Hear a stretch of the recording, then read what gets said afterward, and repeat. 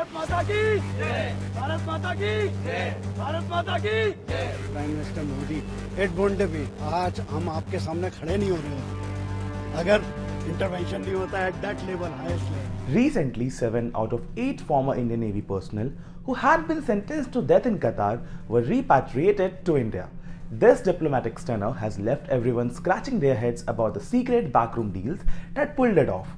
But who is the actual winner here? India or Qatar? Qatar is getting huge cheers from Indians around the world. The tiny country seems like good guy, peacemaker, right? Maybe not.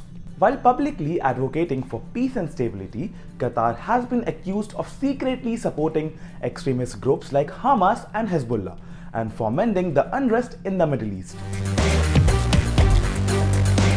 Using its vast oil wealth and strategic location between Iran and Saudi Arabia, Qatar has become a major player in the Middle Eastern politics.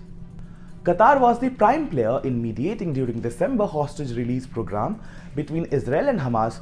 It made Hamas agree on a ratio of 3 Palestinian prisoners for each Israeli civilian hostage in the exchange deal.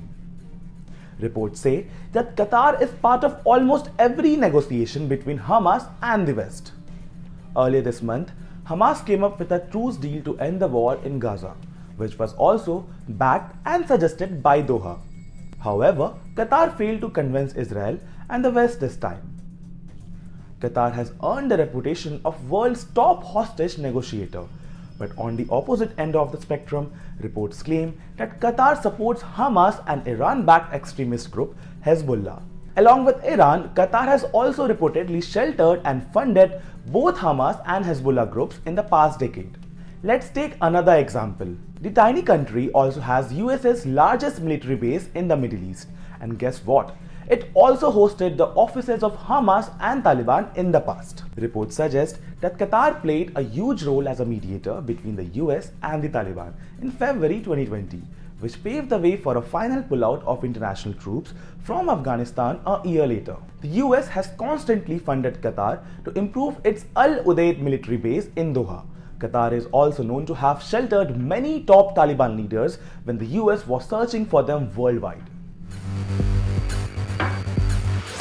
Remember the French journalists who were kidnapped during the Iraq War in 2004? The most damning evidence of Qatar's hypocritical behavior lies in the Qatari Paper, a revealing expose by 2 French journalists. In their book, the journalists talk about Qatar's extensive network of financial support for extremist Islamic groups, and the book showed the data and their ground report highlighting how Qatar was funding the terror outfits and an illegal project of 140 mosques and Islamic schools across Europe. After their investigation went viral, the duo was kidnapped with a Syrian driver in the war-torn Iraq in 2004. Reportedly, it was Qatar who kidnapped the duo to settle the scores with the journalists. This led to French government to step in and call for an international investigation. The duo were in custody of terrorists for months until Qatar itself pitched and played the role of mediator.